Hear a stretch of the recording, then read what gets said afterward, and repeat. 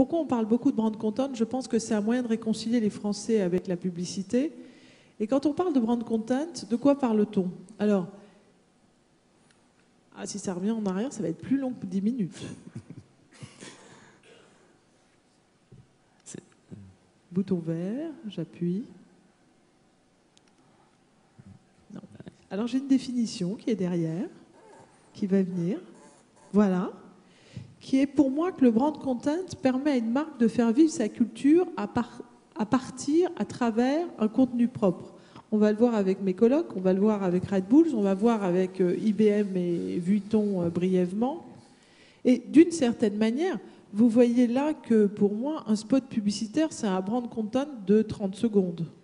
Simplement, l'abaissement des barrières à l'accès qui caractérise Internet permet aujourd'hui de faire avec beaucoup plus de simplicité et de facilité des vidéos, des web-séries, des jeux, des reportages longs, des documentaires d'1 h 30. Et ça s'appelle brand content, puisque depuis longtemps, ça a échappé au spot de 30 secondes. Alors, comme beaucoup de choses dans notre monde moderne, c'est quand même un mot nouveau pour une réalité marketing qui n'a pas attendu Internet, de même que le buzz est un mot quand même nouveau pour la rumeur. J'aime bien cet exemple qui va venir après si le bouton vert, voilà. J'aime bien cet exemple en fait du guide Michelin, parce que le guide Michelin, en fait, vous voyez, c'est du brand content de 1900. En 1900, il y avait 2400 automobilistes en France. C'est pas beaucoup. Et donc, acheter des pneus était un acte très impliquant, très compliqué. Les bagnoles tombaient plus souvent en panne. Et avec les pneus, on donnait un guide avec énormément de contenu. Les garages, alors c'était bizarre parce qu'il y avait aussi les notaires, les hôtels, etc. En 1900, c'était gratuit. En 1920, c'est devenu payant. Ça a été très compliqué. En 1928, ils ont trouvé les étoiles Michelin. C'est reparti. Et on pourrait dire que l'étoile Michelin, en fait, c'est d'une certaine manière aussi le grand ancêtre de la recommandation, hein, comme sur TripAdvisor, mais là, c'était papier. Tout ça pour dire que ce n'est pas forcément une idée neuve. Je pense que si on en parle beaucoup aujourd'hui, c'est que son succès est à la hauteur des défis de la communication. Mercedes vous a parlé du désenchantement des consommateurs face à la publicité. C'est vrai qu'on a une triple crise, une crise d'utilité. Hein. Une personne sur deux pense que la publicité n'est ni divertissante ni informative. Une crise d'amour, il y a maintenant quand même 3 fois plus de publiphobes déclarés que de publiphiles déclarés. Et une mutation des usages à travers les canaux. Et chaque fois, on peut dire que le brand content apparaît comme une réponse. Pour étonner, pour surprendre, pour faire plaisir au-delà de quelque chose de trop formaté, pour passer de ce qu'on appelle un marketing de l'interruption à un marketing de l'attention, et aussi pour trouver une audience à travers un rebond entre les différents canaux. Et ça, je crois que c'est important parce que ça nous permet de montrer qu'une bonne stratégie de contenu n'est pas une stratégie monocanale. Je pense que vous serez d'accord, enfin j'espère. Voilà. Alors, moi j'ai amené 2 petits cas, parce que sinon ce n'est que du discours. Un premier que j'aime bien.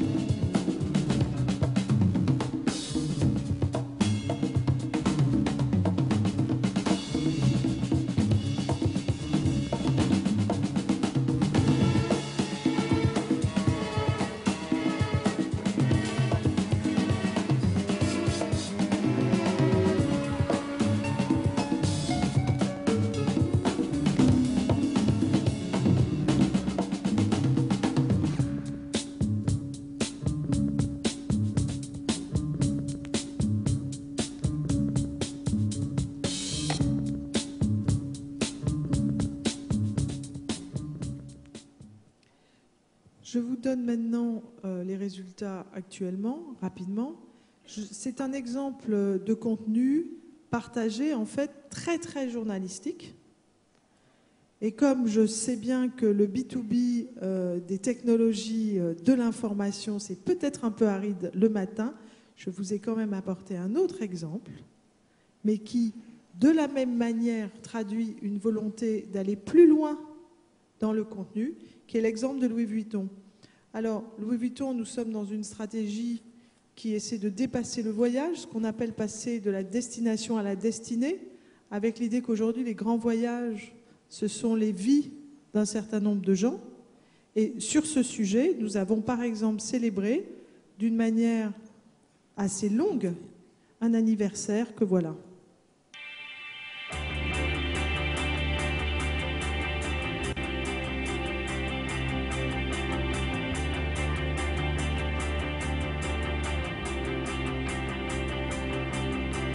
Giant steps are what you take, walking on the moon.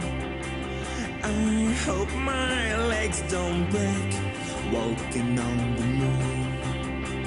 We could walk forever, walking on the moon. Guidance released. 15, 14, 13, Ready for ignition is on. 11, 10, 9, Ignition sequence is started. Engines are on. Airphone 4. I just wanted to get to go into space. I mean, I wasn't really focused on being the first woman. I was just...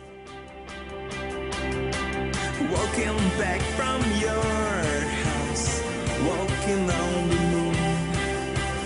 3, 2, 1. How about you?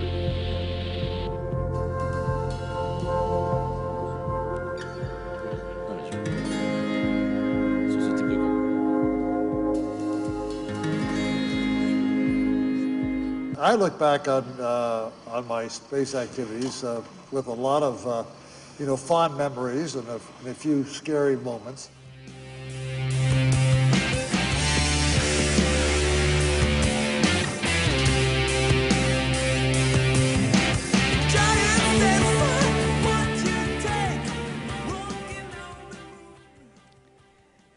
Et je prends donc les 2 minutes restantes pour vous dire aujourd'hui ce qu'on a compris à l'agence quand on travaillait sur le brand content, un peu dans un don en matière pour commencer la conversation.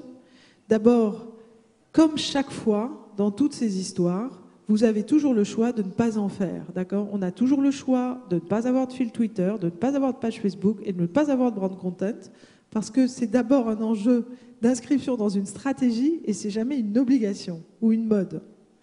Avant, il y a longtemps, on nous disait « il me faut un site web, pourquoi ? Je ne sais pas, mais il en faut ». C'est pareil, il ne faut jamais quelque chose parce que. Donc, il faut que ça s'inscrive dans une stratégie. Bien sûr, ça s'adresse à l'individu et pas au consommateur, vous l'avez bien compris. Ça accepte le principe de la conversation. Vous postez quelque chose de long, qui est une conversation. Vous ne savez pas, dans une conversation, ce que les gens vont répondre.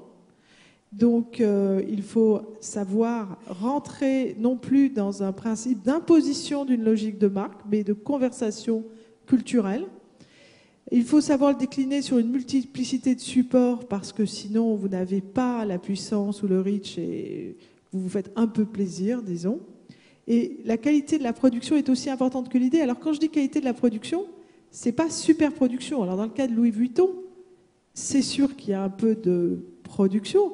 Dans le cas d'IBM Le Monde, la qualité constitue une qualité journalistique et éditoriale. Dans les dontes, pour l'instant, on a compris qu'il était souvent difficile au tout début, avec nos clients traditionnels, de leur faire comprendre qu'une logique de branding n'était pas exactement la même quand on faisait du brand content. Il ne s'agit pas, effectivement, d'avoir son logo sur toutes les pages. Il ne s'agit pas de s'assurer que sur n'importe quel écran, on sait qui parle. Ce n'est pas exactement ça, la logique d'attribution du brand content. Il ne faut pas non plus le penser comme un one-shot, pour 2 raisons. D'abord parce que souvent ça ne sert à rien, mais surtout parce qu'en le pensant comme un one-shot, vous oubliez qu'Internet est une grande mémoire. Donc vous faites un truc sympa, ça vous amuse et vous l'oubliez, mais Internet n'oublie rien. Et donc ça peut être gênant à un moment.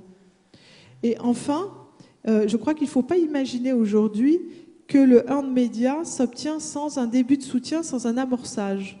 Même quelque chose de formidable que vous postez a un petit peu besoin d'amorçage. S'il est formidable, il a besoin de peu d'amorçage, mais quand même. La phase amorçage existe, le début, le fait d'allumer la mèche existe. Et au final, le truc vraiment compliqué, mais qui revient à un enjeu créatif, donc la chose vraiment créative, c'est de trouver en fait un contenu passionnant en tant que tel, relayé spontanément, mais dont seule la marque puisse être l'inspirateur. Et là, vous n'avez plus besoin de logo, vous n'avez plus besoin de rien, et vous savez que vous êtes en train de créer une culture de marque. Merci. Merci Nathalie.